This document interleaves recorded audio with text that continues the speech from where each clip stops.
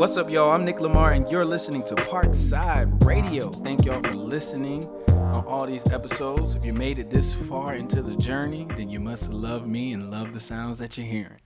I got some special guests with me today to break down the songs Off the Roof and Parkside. Let's introduce them real quick. First up, we have Mr. Hipiblvq, artist, multi-instrumentalist. And we also have Mr. JordanL. What up, though? Artist. How y'all doing? Solid, man. Good. Y'all doing all right today? I'm feeling good. I'm feeling all right. Breathing, you feel me?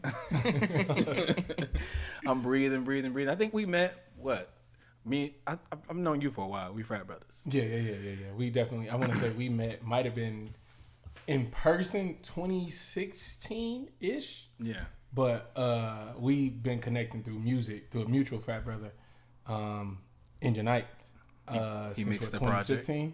Mm-hmm. Yeah, 2015. Yeah. And then I met Mr. Hipiblvq through you back in what? 20? I think that was was it 17? 17. Yeah, 17. Yeah. Oh my When I goodness. first moved back out here. Oh yeah. Hell yeah. Time is flying, y'all. 2017 was a long time ago. Facts. Long time ago. So I think with this particular song, I remember because let's start with Mr. Jordan. You know, Talk to me. because the song was produced by myself, Taj, and Mr. Kwasi. And I remember having a writing session with Ryan because he also helped write on it. And I was like, I want to have a rapper on this, And I was like, let's hit Jordan up because he want to rap, Because we've been working since Bel Air essentially, because you did the Hello Weekend remix, and then you on Laurel Hills you were on Strip. That's a great song, by the way. Facts. And then now you're on Off the Roof. So tell us a little bit about yourself, Mr. Jordan. Now, Shit, really? Is it cool to cuss on here? yeah, you can cuss. All right, cool. Shit, really. My name is JordanL, I'm a hip hop artist from Detroit, Michigan. Moved here almost 2 years ago. Like we previously stated, locked in with Nick Lamar and the whole House of M. 2017 was when it was like officially locked in. Like I got to meet him face to face. Oh yeah. And if I recall correctly, we were actually in this place right now. No, it was the old spot. The old spot. The old spot. Magnolia. Right. And we were like recording like crazy.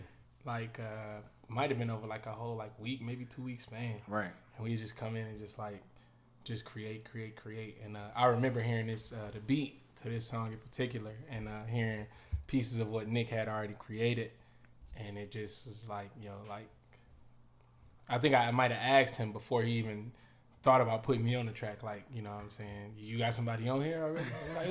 And you know how Nick is. You know he gonna ask that question. If you don't listen to the podcast, he'll hit you with the it's in the building stages. You know what I'm saying? I'm putting it together. You know what I'm saying?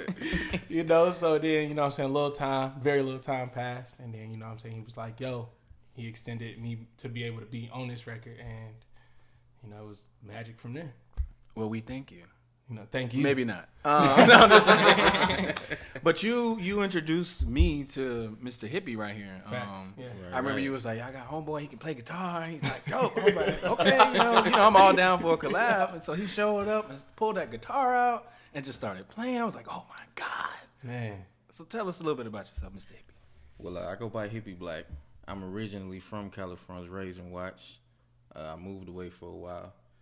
Just moved back in 2017 where I met this guy, Nick, so through Jordan, right? So pretty much the same story. Just exactly what he said. Was recording every day, just creating every day, you know what I'm saying? Coming up with stuff. I actually started singing and rapping more during the process of us creating. Mm-hmm. So at first it was just guitar, maybe bass, whatever. But I was like, you know what, let me take this creativity somewhere else. So started rapping, started singing, and just express myself in different ways. Listen, appreciate y'all bringing that out of me. Oh, for sure. Hold on. Sidebar, because I knew nothing about this rapping and singing ass nigga either. So when he, you know what I'm saying, was like, yeah, I got something for it. What was it? I can't remember the exact song it was, so don't quote me. But it might have been Living. And he said, I got something for it. It's this record that we, you know what I'm saying, working on called Living. And I'm thinking he about to play. And he started spitting. And, like, everybody in the room was just kind of looking at him like, what? What? I'm just out here living. You feel like body bag and shit. Niggas was like, what the fuck is going on? I'm like, what? So it wasn't just, you know what I'm saying, Nick and everybody else surprised. I was just that surprised when I heard this motherfucker. For real.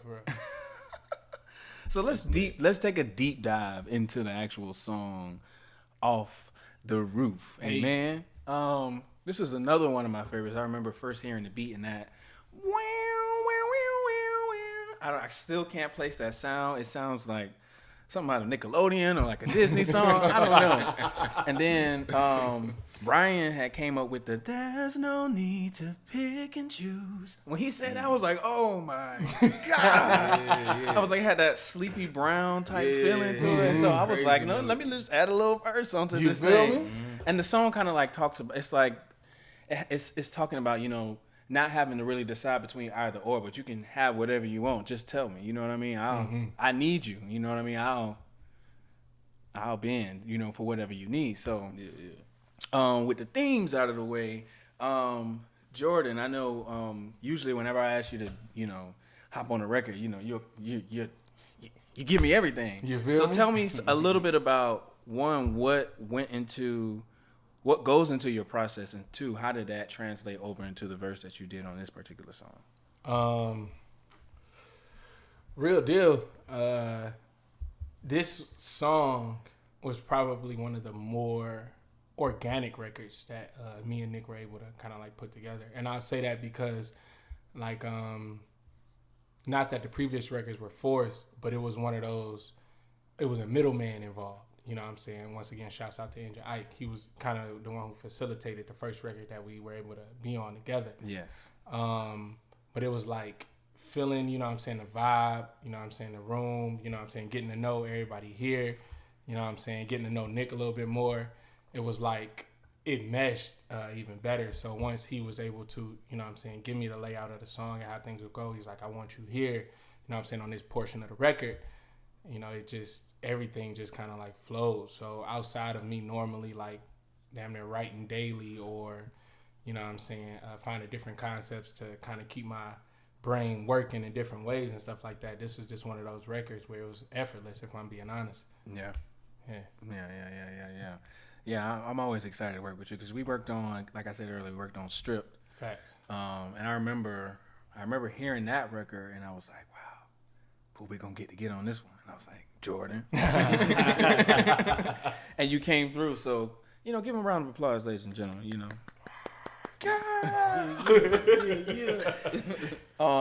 But like we said earlier, you had pulled Black in because we were always linking up at that time, you know, like, you know, just creating. You brought him in, and I was like, dang, this song could use some flavor, some fire. You know what I'm saying? We had already been working on hella. We had been working on hella records, and so I was like, let me just see what he can do. And you brought magic. You like elevated the song to a place of, it was like the glue that the song needed. So like, tell us a little bit about what you were, when you first heard the record, like what did you think? I thought the record was dope for sure. So I thought it was like, I feel like it didn't need nothing.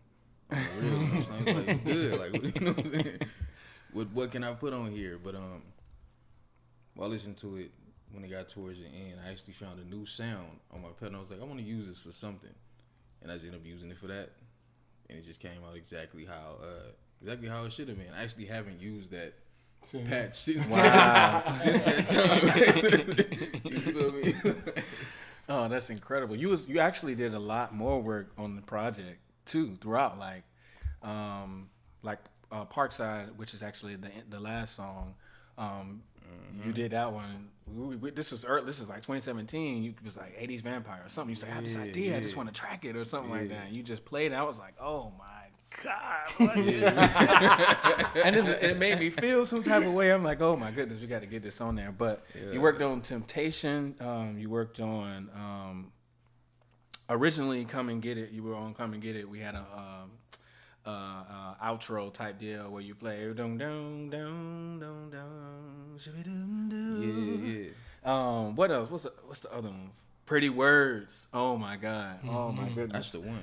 Yeah. Oh my goodness. Yeah. I know we had an episode on that, but we got you in the building, so let's just backtrack real quick. Let's talk to me about what went into Pretty Words, because that it's some parts in there that I didn't hear originally, and then when Engine Ike, he got on the mix board and he put some fire on that thing, I started hearing the parts. I'm like, oh my goodness, like so.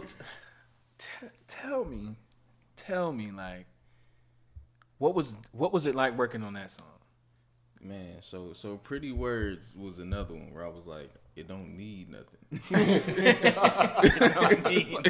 It's good. I was already singing the song like before you asked me to get on it. Yeah. You sent this to me a while ago, and I was already like bumping in the car like, don't need nothing. Don't need nothing. Just came through one day, and we listened to it, and I just like flowed with it. Like I didn't really think too much. I just put whatever I just put on there, Yeah. And I feel like that's the most genuine way to do something. Just let it flow. Exactly. Let it flow. If you can't, you know what I'm saying, you always backtrack and fix things because that's what recording is. Right. Fix it in post. But outside of that, like it just flowed. It's a dope record already. So you were able to just add your elements to it. Yeah.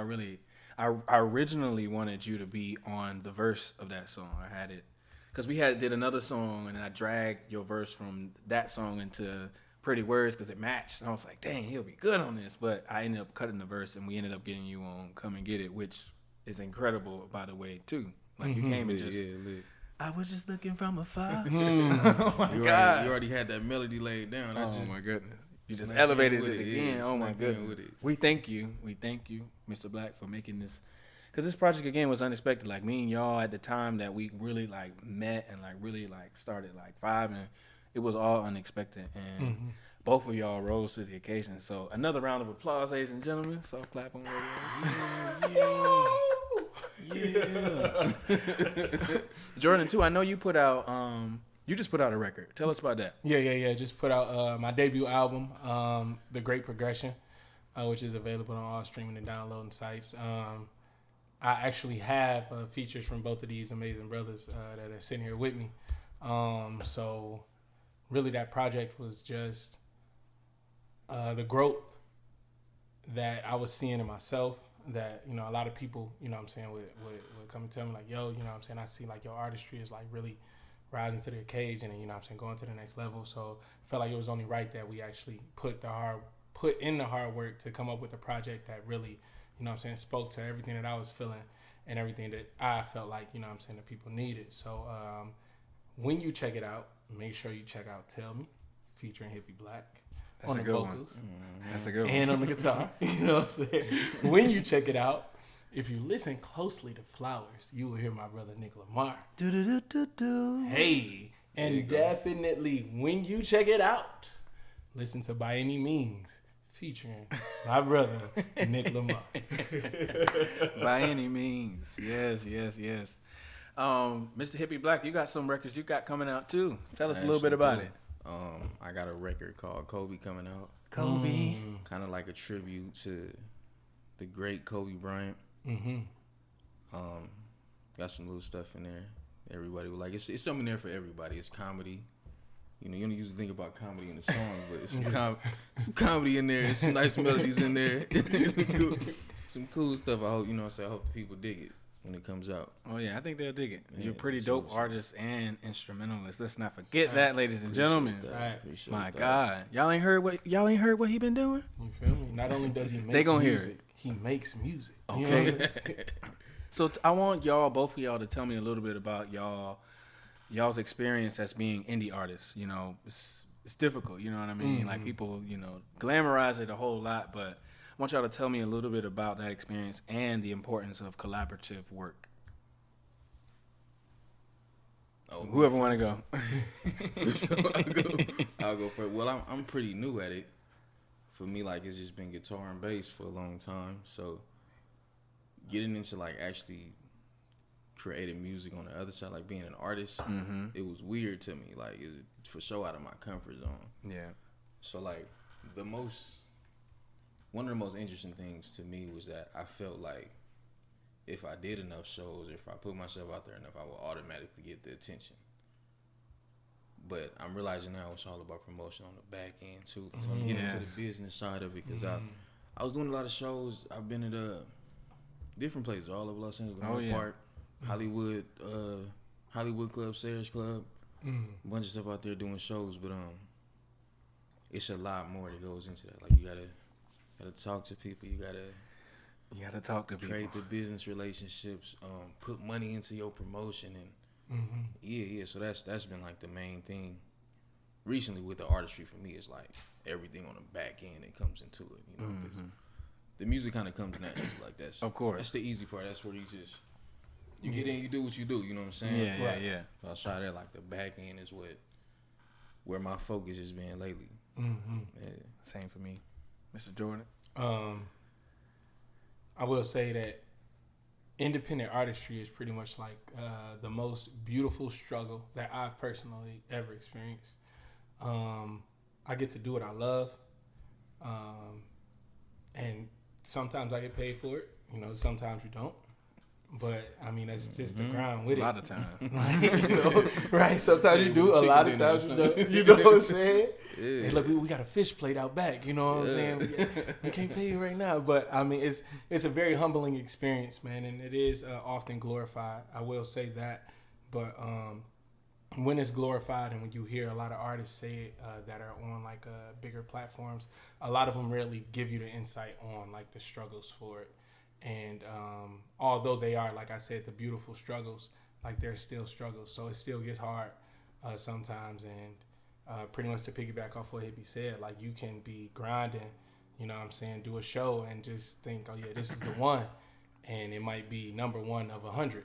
You know what I'm saying? Or 1,000. Or 1,000. Right. Like you really never know when your break gonna come. But that independence and that freedom is definitely something to appreciate. So a lot of people say like they wouldn't change it for the world, but not really mean it. But I'll be honest, like this is something that I wouldn't change for the world, because when, you know what I'm saying, the peak of my personal independence, or, you know what I'm saying, my squad's independence rather, you know, that sounded real anal saying my personal shit, but my squad's independence, you know what I'm saying, like comes into fruition, like we'll all appreciate it and it'll all make sense. So yeah, I think that's a big part of like being an indie artist is like how you overcome those challenges of like not getting the attention that you wanted, or not getting the numbers, or not getting the shows or the headlines. It's like that's being an indie artist is all about how you handle no. Yeah, you know what I mean? Come on, man. Y'all don't have plenty of no's. Look, bro, why are you preaching on Parkside? Right. Tool. But I think that's where the collaboration comes into play, because you get so many no's and that's when that self-awareness starts coming. You're like, you know what? Let me get a team together. So you can get the back end, so you can get the front end, so you can get the middle, so that everything is cohesive. You know what I mean? It takes a village. Yeah. I couldn't have done this project without y'all two. Fact. Without Taj, without Ryan, without Enginite, without Kwasi, without Cicero right here shooting us today. Team for sure. What's up, dog? But yeah, I think that's, for me, the indie experience, that's what has taught me the most, like leaning into that collaborative work and not, you know, like Kwasi said in the other episode, not being stingy with the work, you know, not, I need to have this percentage, I need to have top billing, I need to whatever, you know, it's not about that. It's more so about what the music needs, which centers me in my everyday life, because, you know, again, it's tough being indie, you know, if you super indie, there ain't no regular 9 to 5. You got to goddamn hustle. I know you got your t-shirt business. Definitely. You see what I'm doing? I know you doing, you know, guitar classes on the side. You know what I mean? So, make sure y'all sign up. Get you a t-shirt. Sign up. Listen, you know what? I'm finna plug everything. I cut hair. I do photography. Look. Jack of all trades. You need plumbing done.